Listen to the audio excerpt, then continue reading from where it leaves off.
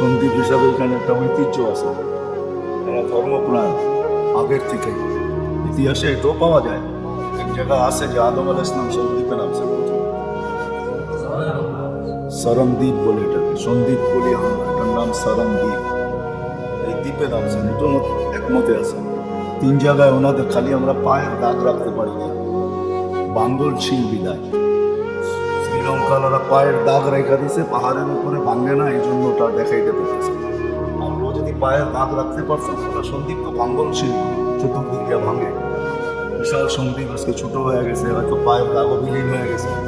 রাখতে পারলে আমরাও প্রমাণ করতে পারতাম যে বাংলাদেশে আদম আলাইহিস সালাম আছে। হ্যাঁ, তারিখের ভিতরে ইতিহাসে পাওয়া যায় সন্দীপে উনি নামছে। এই জন্য সন্দীপের মানুষ খুব ধর্মপ্রাণ হয়, ধর্মের দিকে অনেক ঝুঁকা হয়। তো যেটা বুঝাইতেছিলাম, প্রত্যেকে জানি হারায় গেলাম, তো যেটা বুঝাইতেছিলাম মনে আসবে যে আমাকে প্রস্তুত করা দরকার, আমি কতটুকু প্রস্তুত, এটাও একটা বিষয়। সময়ের আজকে দাম আছে, কালকে দাম নাই। মানুষ যখন মারা যাবে এখান থেকে বাহির হয়ে গেছে, কানে ধ্বনি আসবে, চালা লিখতে, তোমার ব্যস্ততা শেষ, তুমি নিজেকে বড় ব্যস্ত করবে। আমার মনে হয় 2টা জিনিস নিয়ে আরো সবচেয়ে বেশি ভাবে। একটা হলো এই ছোট জীবনটা নিয়ে সারাদিন ভাবে, এই 60-70 বছরের জীবনটা কিভাবে উন্নত থেকে উন্নত হয়। ভালো কাপড়, ভালো চোপড়, ভালো খাওয়া, ভালো লওয়া, ভালো ঘর, ভালো বাড়ি, ভালো গাড়ি, মানে উন্নত নিয়েই সারাদিন ভাবে যে এই জীবনটায় কিভাবে উন্নতি করতে পারে। আরেকটা হলো এই ছোট দেহটা নিয়ে মানুষ সারাদিন ভাবে, যেটা কিভাবে সুস্থ থাকবে, কিভাবে ভালো থাকবে, কিভাবে একটু আকর্ষণের পাত্র হবে, এটা নিয়ে মনে হয় মানুষ ভাবে। কিন্তু বাবা উচিত ছিল এটা যে আমি যেদিন পা রাখলাম ওদিন থেকেই তো আমার যাত্রা শুরু। গন্তব্যের দিকে আমরা ধাবমান, বা গন্তব্যের দিকে আমরা পৌঁছতেছি, চোখের সামনে দেখতেছি যে আমাদের গন্তব্য তো কবর, মৃত্যুর মুখে যে কোনোদিন আমরা ঢোলা পড়ব। মৃত্যু তো কাউকে বলে আসে না যে কখন আসবে, কেউ জানেও না। আর জানার মতো আল্লাহ কোনো নিয়মও রাখেন নাই। দুনিয়া উন্নত, এটা মানি আমি। আমাদের দেশের কতটুকু উন্নত দুনিয়াতে বহুত আছে। আমরা তো সচরাচর ঘুরতেছি, দেখতেছি কত উন্নত দুনিয়া, টেকনোলজি কোথায় যায় পড়ছে। কিন্তু আজ পর্যন্ত তো কোনো মেশিন আসে নাই যে এই তথ্যটুকু মানুষকে দিবে যে তুমি অমুক দিন মারা যাবে, অমুক সময় মারা যাবে, অমুক জায়গায় মারা যাবে। এটা তো আজ পর্যন্ত, যদিও আমরা বলি বিজ্ঞান বিজ্ঞান বিজ্ঞান, সারাদিন বিজ্ঞান চর্চা চলতে থাকে, আজ পর্যন্ত তো বিজ্ঞান এই কথা দিতে পারলো না। না জানি সামনে আসবে কি আসবে না, মনে হয় আসবে না আর কোনোদিন। এই তথ্য কারো কাছে আসবে না, যে মেশিন আসবে না যে লাগাবে আর বলে দেবে। হয়তো এখন হয়তো আপনাদের এখানে খোলা হয়ে গেছে, নাও থাকতে পারে, থাকতেও পারে। করোনা যখন আসছিল তো এখন আর ওই ভূগোল তুলে দিয়ে আর মুখের নিচে দিয়ে তাপমাত্রা মাপতে হয় না, এখন শুধু দরজা দিয়ে ঢুকতে দেরি, তাপমাত্রা কতটুকু এটা সবার সামনে আসতে দেরি হয় না, ঠিক না? কি বলেন? মেশিন ছিল কি ছিল না এখানে? মনে হয় ছিল না, বা থাকতেও পারে। এখন তো আর মুখের ভিতরে নিতে হয় না থার্মোমিটার, ভূগোলের তুলে দিতে হয় না। উন্নত যখন হয়েছে, এই মেশিন কোনোদিন আসবে না। এটা আমাদের সবার ভাবা উচিত যে আমি যেদিন দুনিয়াতে পা রাখলাম ওদিন থেকে আমার যাত্রা চলমান। যার স্মরণে বসছি ওনারা গন্তব্যে পৌঁছে গেছে, আমরা ওনাদের পিছিয়ে আমাদের যাত্রা চলতেছে। কখন কোন সময় পরিসমাপ্তি ঘটবে কেউ জানে না। কিন্তু এখানে ছোট একটা প্রশ্ন আছে যে আমি কতটুকু প্রস্তুত এটার জন্য। যদি আমি বিশ্বাস করি, কেউ যদি বিশ্বাস না করে তার সাথে কথা বলে কোনো লাভ নেই, সময় নষ্ট হবে। উলুবনে মুক্তা চড়ানোর মতো হবে। কিন্তু যে বিশ্বাস করে যে কবর সামনে, আখেরাত সামনে, যে আল্লাহ আমাকে অস্তিত্ব দিল এক ফোঁটা পানির থেকে। রাগ হয়েন না, আপনারা শিক্ষিত সবাই আমাদের চেয়ে বেশি, আপনারা তো ধর্মীয় লাইনে শিক্ষিত, জেনারেল শিক্ষা আমাদের নাই, ওইদিকে আমরা চোখও বুলাই না। আবার না ভুলানোরও একটা কারণ আছে। ডিকশনারি দেখলে মাঝে মাঝে ভাবি যে জেনারেল মাত্র তো সাধারণ শিক্ষা, সাধারণের পিছে দৌড়ানো এটা তো একটা মানুষের পক্ষে ঠিক হয় না। সে তো দৌড়াবে অসাধারণের পিছে। যেমন সাহাবায়ে কেরাম অসাধারণের পিছে দৌড়াইতেন, তো মেঘকেও অনুগত্য করতে পারতেন, আর অনুগত্য করেও দেখাইছেন। মেঘ ডাকলে আসতেন, ইচ্ছা মতো বৃষ্টি বর্ষায় নিতেন, ইচ্ছা মতো পানি নামায় নিতেন। তো আসলে কিন্তু ভাবা উচিত, আমাদের শিক্ষিত হিসাবে ভাবা উচিত। যেটা আমি বললাম যে আমি কতটুকু প্রস্তুত। আপনি একটা কথা ভাবেন, এই শরীরটার উপরে ডেলি আল্লাহর কতটুকু রহমত বর্ষিত হয়। বলেন, এই শরীরের প্রত্যেকটা অঙ্গকে যদি পরিচালনা করতে হতো, তাহলে এই ছোট একটা অফিস যথেষ্ট হতো না, বিশাল একটা ফ্যাক্টরির দরকার হতো। না জানি কত মাইল পর্যন্ত হতো, কতগুলো অপারেটর লাগতো। আপনাদেরকেই আমি প্রশ্ন করি, বলেন, চোখ দিয়া দেখতেছি আমরা, এখানে দেখার মতো কি আছে? কোনো উপাদান আছে? বলেন, আছে কোনো উপাদান? চোখকে দিয়া দেখে কোনো উপাদান আছে? আসলে আল্লাহর রহমত দিয়ে আল্লাহ এটা আমাদেরকে দেখাইতেছে। অথচ এটাকে নিয়ে গবেষণা করতেছে শত বৎসর না, কত শত বৎসর জানি না, কত শত না, কত হাজার না, কত লক্ষ ডাক্তার গবেষণা করতেছে চোখ নিয়ে। আজ পর্যন্ত তো কোনো ডাক্তার বলতে বললো না যে গবেষণা শেষ, চোখের গবেষণা আমরা গুটায় ফেলছি। জিজ্ঞাসা করলে বলবে গবেষণা করতেছি, এটা বলতে পারবো, কোথায় শেষ হবে এটা আমরা জানি না। ছোট একটা চোখে যদি কিনারাহীন এতটুকু জিনিস আল্লাহ ফিট করতে পারেন কুদরত দিয়া, আর এটা প্রতিনিয়ত কিন্তু কাজ করতেছে না, এটা আপনি দেখতেন না। দেখার কিছু নাই তো, এখানে কোনো উপাদানই নেই। এক একটা অঙ্গকে যদি এরকম বিশ্লেষণ করা হয়, বিজ্ঞান হিসাবেই করলাম, কোরআন হাদিস বাদই দিলাম, তাহলে বাবার বিষয় যে আল্লাহ আমার উপরে কতটুকু প্রতিদিন রহমত বর্ষণ করতেছে। আপনি ভাবেন, ডেলি 36 বার আমাদের শরীরকে ডায়ালিসিস করতেছেন কুদরত দিয়ে। 36 বার 24 ঘন্টায়। আপনাদের সমস্ত দরজা জানলাগুলো বন্ধ, এসি চলতেছে ভিতরে, তারপর আপনি আর আমি অক্সিজেন নিতেছি। এই অক্সিজেন কিভাবে এখানে আসতেছে? 550 লিটার অক্সিজেন ডেলি নেই। 1,60,000 বার ডেলি শ্বাস প্রশ্বাস নেই আর ছাড়ি। সামান্য একটা মশা ক্ষুদ্র, যেটাকে বলা হয় কি জানি এখন চলতেছে না, ডেঙ্গু, সামান্য একটা মশা কি কয়েক টন ওজন না হাতির মতো বড়, চোখেও তো দেখা যায় না। একটা মানুষের শরীরের সিস্টেমকে সে নষ্ট করে ফেলতেছে। ডেঙ্গু তো তেমন কোনো জ্বর না, তার বিপদ তো হলো এক জায়গায়, যে প্লাটলেটকে সে ভাঙ্গা দেয়, সাদা কণিকা যেটা আছে রক্তের, ওটাকে নিচে নিয়ে আসে, একবারে ডাউন করে দেয়। এরকম কি যে এক ভিতরের প্রজেক্টকে সে নষ্ট করে দিল? মেরে দোস্ত, আমাদের ভাবা উচিত। এই জন্য আমি ভাবনার কথা বলতেছি, আল্লাহ কত ডেলি আমার উপরে কত রহমত বর্ষণ করতেছে। এই জন্য আল্লাহ এক জায়গায় ইঙ্গিত দিয়েছেন, রহমতি ইলাইকা নাযিল, মানুষ 24 ঘন্টা তৈরি করে আমার রহমত বর্ষিত করতে থাকে। ওয়া মাসিয়াতুকা ইলাইয়া সাইদ, আমি রহমত বর্ষণ করি, উচিত তো ছিল আমার জাযাউল ইহসান ইল্লাল ইহসান, দয়ার বদলায় তো দয়াই হওয়া উচিত ছিল। আমি দয়া করতেছি, তুমি একটু ভাববে, এটাও ভাবতে পারো না। এই জন্যই কিন্তু আল্লাহ কোরআনে ইঙ্গিত দিয়েছেন, শরীর নিয়ে ভাবা উচিত যে আমার ভিতরে কি চলতেছে। বলেন, কে এটাকে কন্ট্রোল করতেছে ভিতরে বৈশা? যে হার্টের চলার যে বিট আছে, এটা কন্ট্রোল কে করতেছে? একটু উপরে উঠলেই তো জানি কেমন লাগে, একটু নিচে নামা গেলেও কেমন লাগে। এটাকে ঠিক জায়গায় কে চালাইতেছে? বাবা উচিত কি উচিত না? এই শরীরটি তো আমাদের উৎস, এটা দিয়ে তো আমাদের ব্যক্তিত্ব, এটা দিয়ে তো আমাদের পরিচয়, এটা দিয়ে তো আমাদের পরিচিতি। রাগ হয় না, কিন্তু বুঝাইতে চাইতেছে, এটা দিয়ে তো আমাদের পরিচয়, এটা দিয়ে তো আমাদের পজিশন, সবকিছু তো এটার উপরই ভিত্তি। আজকে আমরা মরহুম লেখছি, কিন্তু একদিন তো সে মরহুম ছিল না। এরকম মরহুম তো আমরাও হব, আমরাও চলে যাব।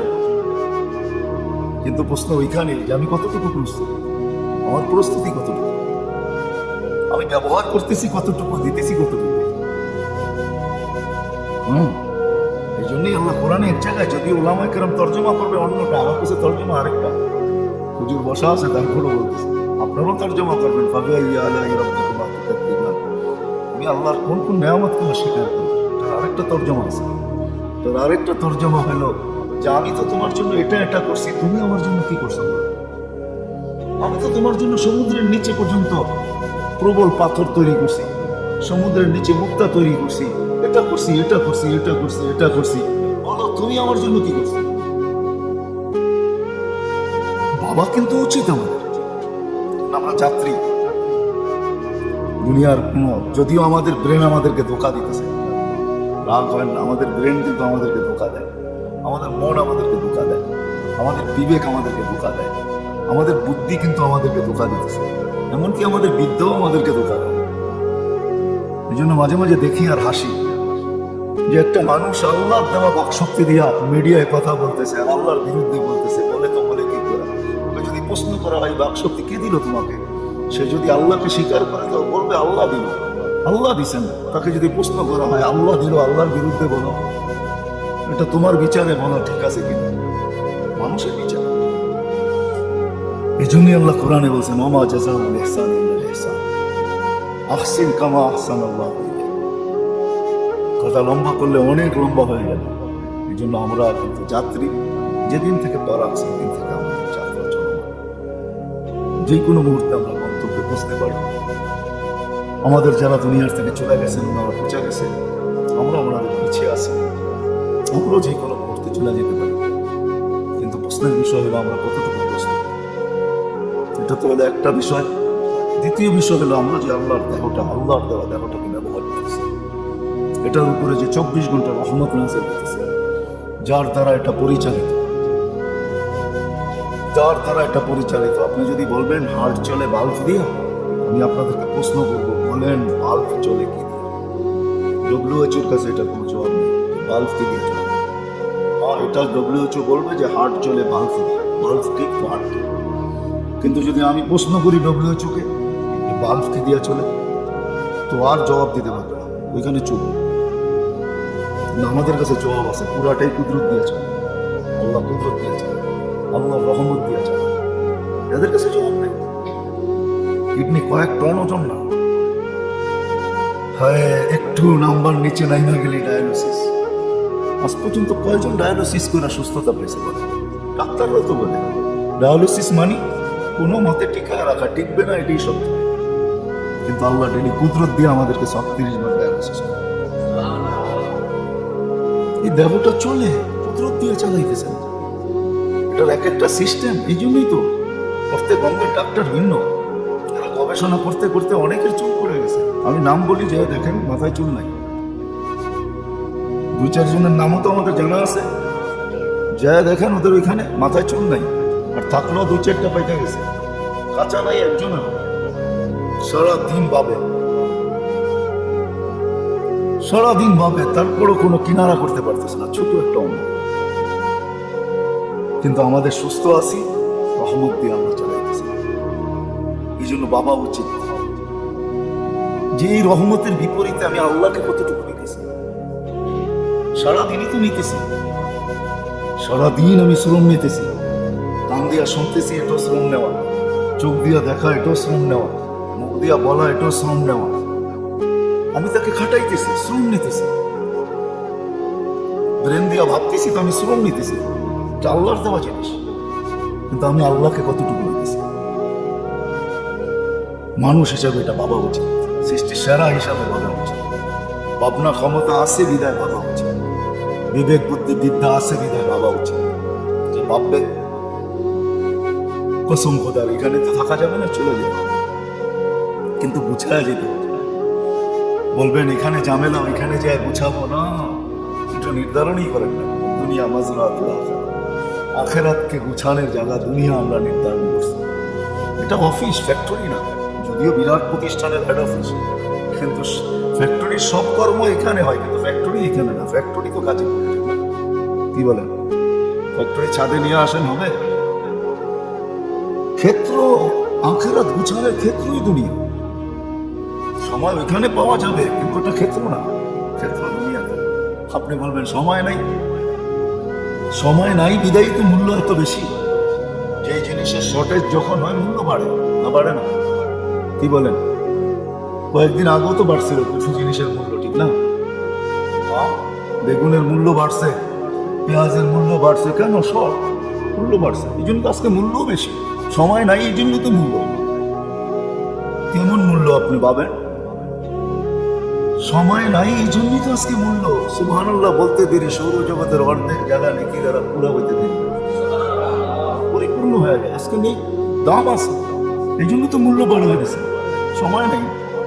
আপনিও বলবেন সময় নাই, আমিও বলবো সময় নাই, কিন্তু আরেকটা কথাও সত্য, যে মারা যায় তার কানে ধ্বনি আসে, তোমার ব্যস্ততা শেষ। নিজেকে বড় ব্যস্ত করবে।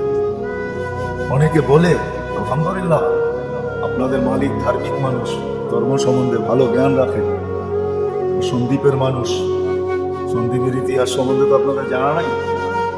সন্দীপ হিসাবে এখানে একটা ঐতিহ্য আছে, এরা ধর্মপ্রাণ আগের থেকে।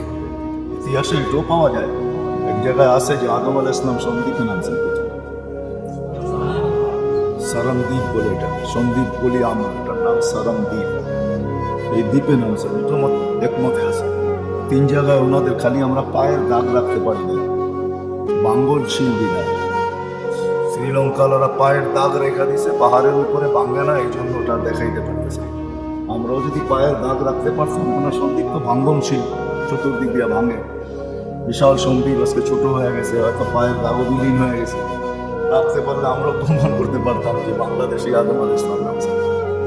হ্যাঁ, তারিখের ভিতরে ইতিহাসে পাওয়া যায় সারামদ্বীপে উনি নামছে। এজন্য সন্দীপের মানুষ খুব ধর্মপ্রাণ হয়, ধর্মের দিকে অনেক ঝুঁকা হয়। তো যেটা বুঝাইতেছিলাম, প্রত্যেকে জানি হারায় গেলাম।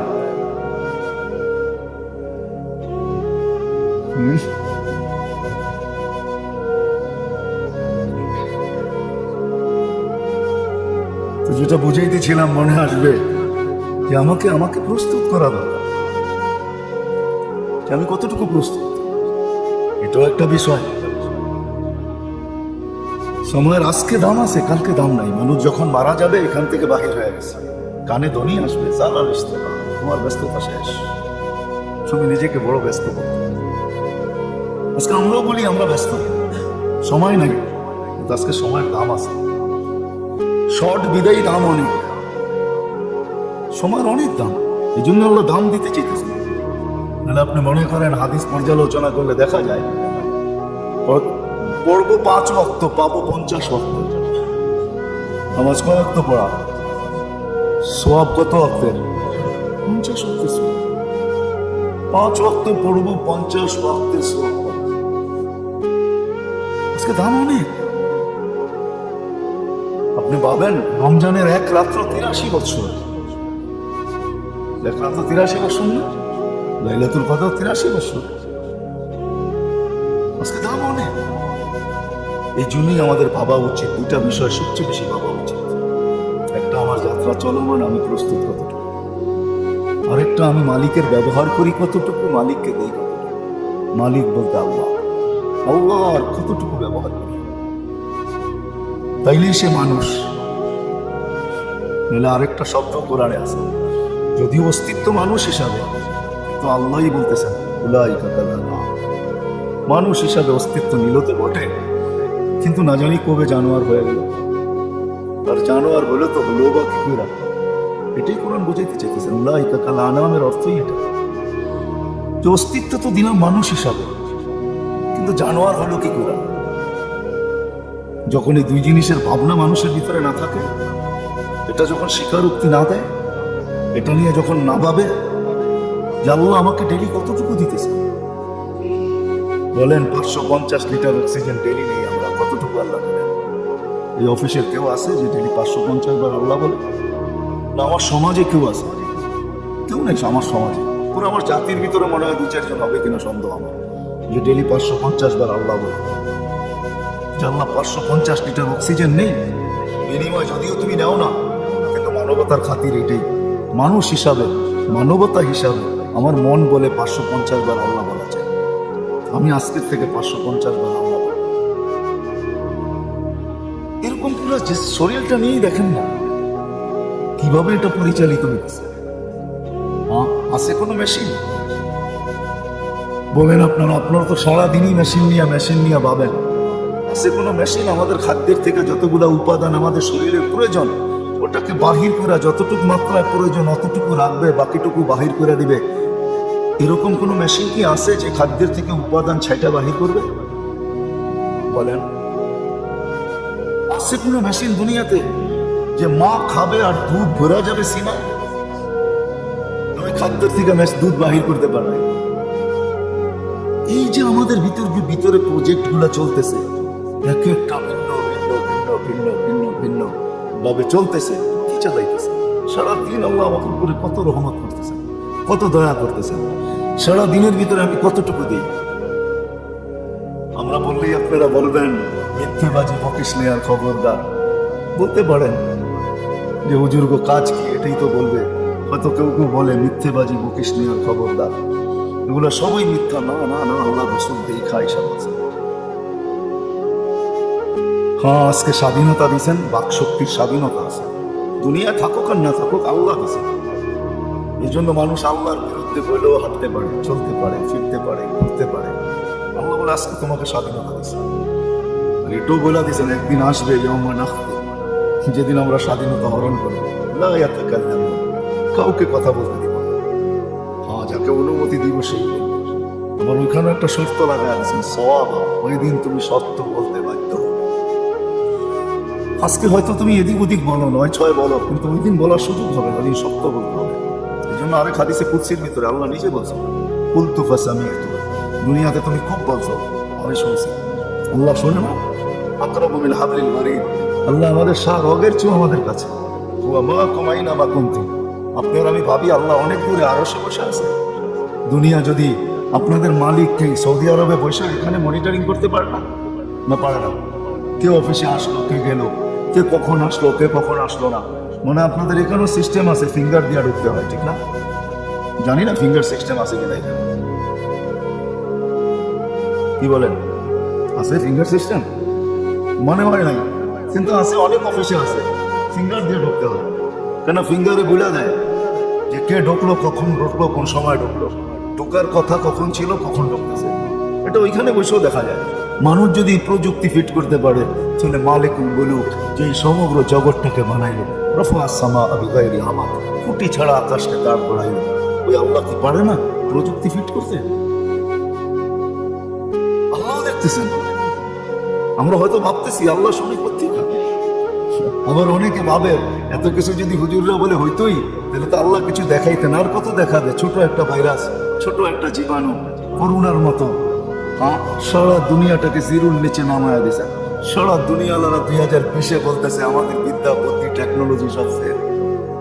এটার সাথে পেরা উঠতেছি না, এটার সাথে পেরা উঠতেছি না।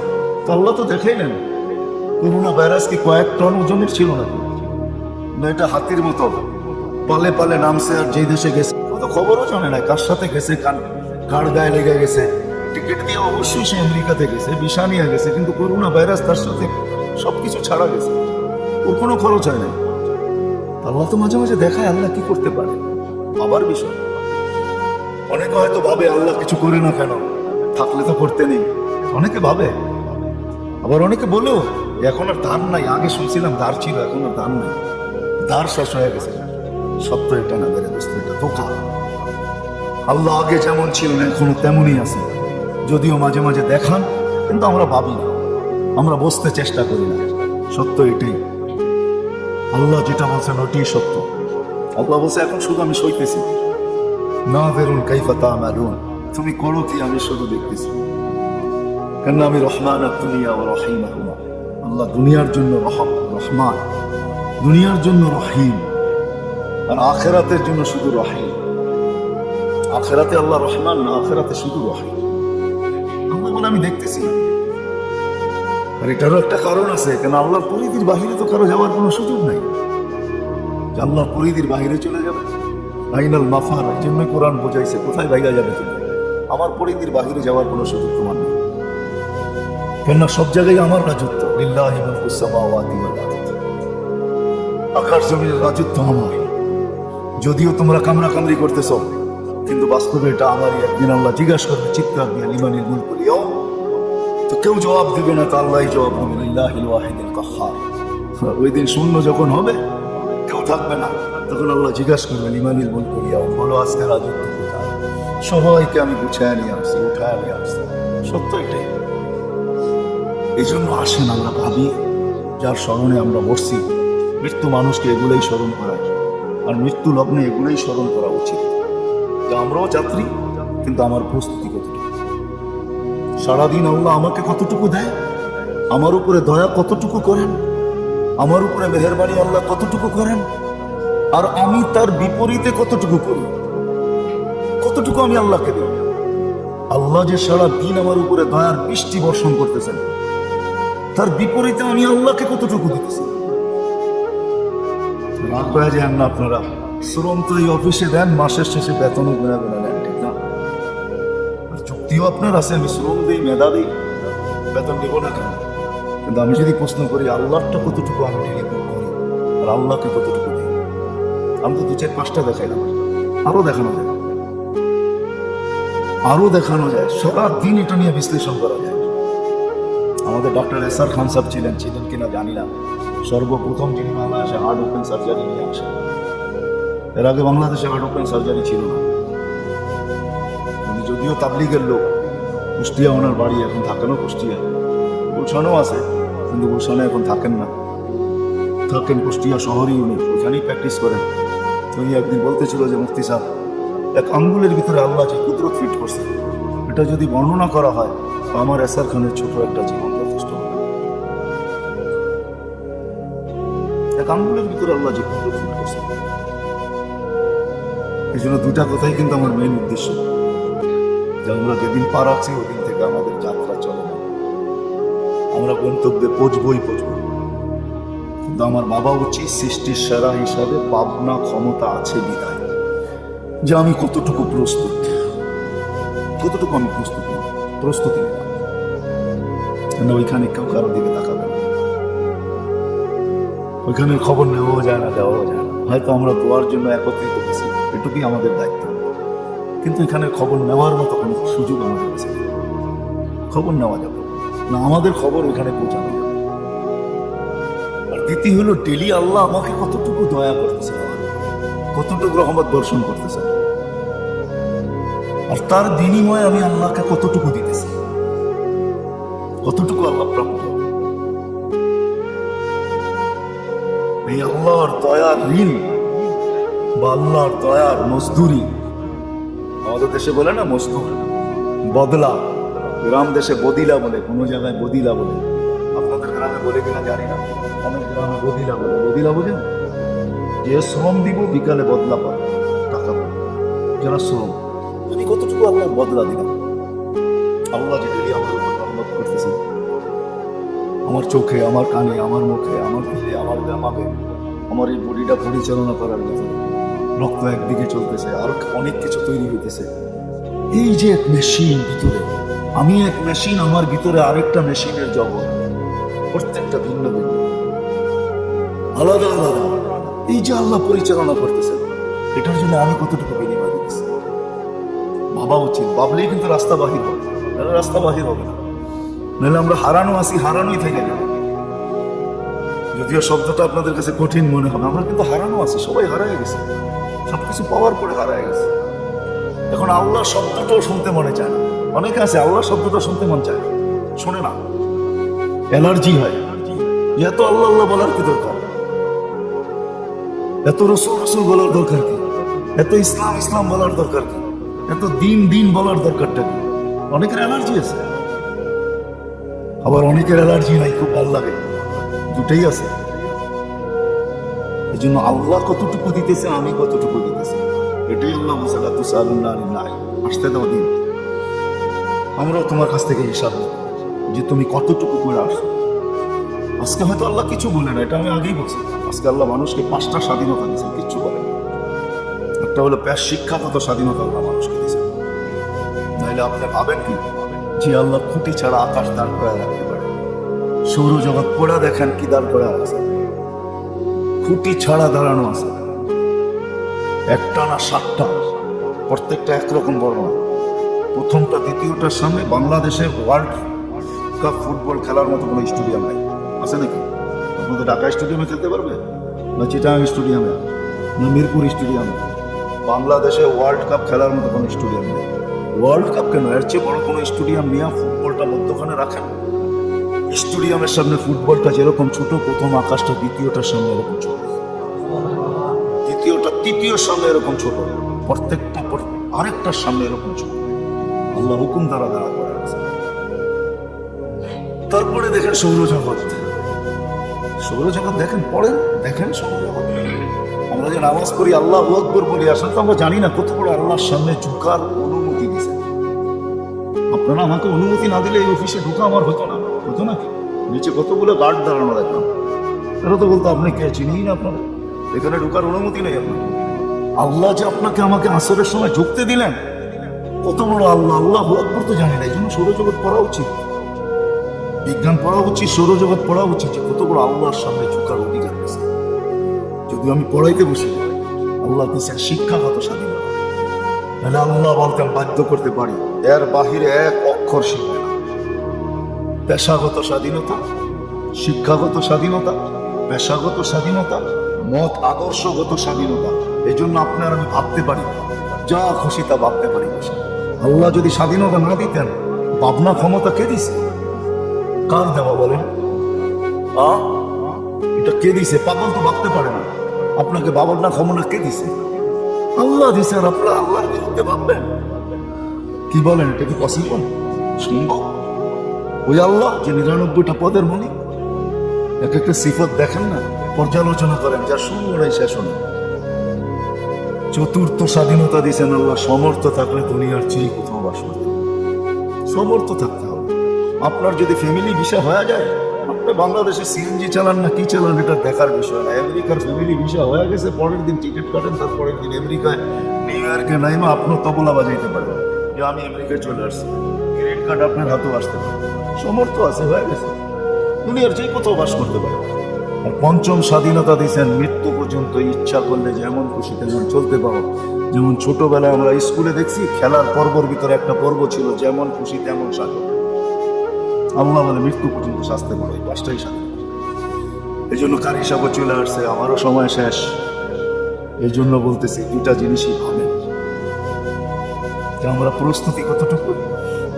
আল্লাহ ডেলি আমার উপর রহমত নাযিল করতেছে, আমি আল্লাহকে কতটুকু দিতেছি। এটা কি সহজ করার জন্য, যেন দুটো জিনিসই সহজে হয়ে যায়, জাদুর মতো হয়ে যায়, সহজে হয়ে যায়, প্রস্তুতিও হয়ে যায়, আর আল্লাহর ইহসানের বদলাও হয়ে যায়। আল্লাহ মাইনা নেয়, হায় হায়, আল্লাহ মাইনা নেয়। খাওয়ার পরে দোয়া কি বলেন? আসল দোয়া হলো আলহামদুলিল্লাহ, ঠিক না? আসল দোয়া কি? যদিও আমরা পড়ে অনেকটা লম্বা আছে, আলহামদুলিল্লাহ, আলহামদুলিল্লাহিল্লাযী আত'আমানি হাযা আত-তা'আম ওয়া রাযাকানি বিগাইরি হাওলি মিন্না ওয়ালা কুওয়া, আরো দোয়া আছে, কিন্তু আসল দোয়া হলো আলহামদুলিল্লাহ। এতটুকু বলছে তো আল্লাহ খুশি হয়ে গেছে, আল্লাহ মেনে গেছে, খুশি হয়ে গেছে। এই পদ্ধতি শিখানোর জন্যই মুহাম্মাদুর রাসূলুল্লাহ, আল্লাহ রাসূল আসছে, যেন আখিরাতটা গুছানো হয়ে যায়। আল্লাহর 24 ঘন্টার বদলাও হয়ে যায়, যা ইহসান করছে মিটার বদলা হয়। এই জন্য দোয়া শিখেছে, ওলামায়ে কেরামের কাছ থেকে শিখেন, দোয়া আছে। মাগরিবের পরে যে এই দোয়া পড়বে, সারাদিন যত নেয়ামত আল্লাহর ভোগ করছে সবগুলার বদলা হয়ে যাবে, সবগুলোর হক আদায় হয়ে যাবে। জিজ্ঞেস করেন আপনাদের মহতারাম সাহেবকে, আমার ফজরে যে পড়বে, আল্লাহ রাসূল এই পদ্ধতি নিয়ে আসছে, এই মাসেই আসছে। এটার নামই সিরাত। এটা শিখা যে কি করে আমি সহজে এই দুটো জিনিসই করতে পারি, আখিরাতটাকে বুঝে নিতে পারি, আর আল্লাহর সমস্ত ইহসানের বদলাও আমার থেকে হয়ে যায়। যেদিন উঠবো, আল্লাহর সামনে যাব বা পৌঁছবো, যেদিন ওইখানে পৌঁছবো, ওই দিন যেন আমিও খুশি, আল্লাহ খুশি। অনেকের আশায় সে তো খুশি হয়, খুশি খুশি মেহমান হয়ে যায়, কিন্তু মেজবান দেখা যায় খুশি হয় না। মেজবান বলে না আসলে, এরকম আছে কিছু মেহমান, প্রত্যেকের বাড়িতেই আছে কিছু মেহমান আসে, সে তো খুশি খুশি আসে, কিন্তু মেজবান মনে মনে ভাবে না আসলে ভালো, ঠিক না? এমন যেন না হয়। আমিও যাই খুশি খুশি, আল্লাহ আমাকে দেখে খুশি হয়। আর এটাই সত্য হয়। যেদিন তুমি এসেছিলে কেঁদেছিলে, তুমি হেসেছিল, ভুবন এমন জীবন করিবে গঠন, হাসিবে তুমি কাঁদিবে, সত্য এটা। এই জন্য চলেন আজকে এই মরহুমের আত্মার মাগফিরাতে যে আমরা একত্রিত হলাম, আমাদের এই দুইটা ভাবনা ভাবা উচিত। বাবার পরে সমাধান সহজে মুহাম্মদ রাসূলুল্লাহ সাল্লাল্লাহু আলাইহি ওয়াসাল্লাম, ওনার আদর্শ, ওনার জীবন। আপনারা বলবেন যে আমরা যদি ওটা মানতে চাই তো আমাদের তো আপনাদের মতো হয়ে যেতে হবে, হুজুর হয়ে যেতে হবে, ঠিক না? সবকিছু ছেড়ে দিতে হবে? না না, কিচ্ছু ছাড়তে হবে না। আমাদের বিবি বাল বাচ্চা সবাই সংসার সব আছে, আমরা আপনাদের চলে আসবো। আমরা অনেক কাজ করি সারাদিন, এমন না যে সারাদিন তসবিহ নিয়ে পড়ে থাকি। আমরা এই সমাজে বাস করি, আমরা এই দুনিয়া ঘোরাফেরা করি। তো হাদিসে নেয়ামত বলতেছে, আলহামদুলিল্লাহ দুনিয়ার বহুত কম দেশ আছে যেটা আমি দেখি না, বিশেষ করে উন্নত। আমরা দুনিয়া ঘোরাফেরা করি, হুজুরও বিবি বাল বাচ্চা আছে, এমন না হুজুরা কেউ বিয়ে শাদী করে সব সংসার থেকে এরকম। আপনারা এরকম হইতে হবে না, পদ্ধতির পার্থক্য আছে। ইনশাআল্লাহ যখন আল্লাহ রসুলের আদর্শকে শিখবো, সিরাতকে শিখবো, ওই আলোকে যখন দুটাকে গুছাইতে যাব, তখন দেখা যাবে সহজে হয়ে যাবে, সহজে। একটা উদাহরণ দিয়ে শেষ করতেছি। মানুষ যখন সকাল থেকে, শ্রমিক পেশার মানুষগুলো যখন সকাল থেকে ঘরের থেকে বাহির হয় এই নিয়তে যে আল্লাহ হালাল রিজিক উপার্জন করা, এটা তোমার আদেশ বা তোমার পক্ষ থেকে। সারাদিন ক্লান্ত হয় যখন বাড়িতে ফিরে, আল্লাহ রসুল বলে রাজা ঘরের আঙ্গিনায় পা দিতে দেরি, তার মা তাকে যেদিন জন্ম দিল যেরকম নিষ্পাপ ছিল এরকম নিষ্পাপ একটা দেখে না। সারাদিন যখন শ্রম দিয়া বাড়িতে ফিরে, অফিসে সারাদিন মাথা জমায় যখন ফিরে, ক্লান্ত হয় যখন ফিরে, ঘরের আঙ্গিনায় পা দিতে দেরি, আল্লাহ রসুল বলছেন রাজা তার মা যেন তাকে এই মুহূর্তে জন্ম দিল। বিদায় আলহামদুলিল্লাহ। আপনারা বলে আমাদের পরিবেশে থাকেন, এই প্রতিষ্ঠানের একটা বিরাট বড় মাদ্রাসাও আছে, ইমাম সাহেব সবসময় এখানে থাকে, ভালো চাই আলেম, হক্কানি আলেম, এদের কাছ থেকে আল্লাহ রসুলের আদর্শকে শিখেন। বলেন যে আমাদেরকে এতটুকু শিখান যেন আমরা শর্টে আমরা কোনটা জিনিসকে পুরা করতে পারি।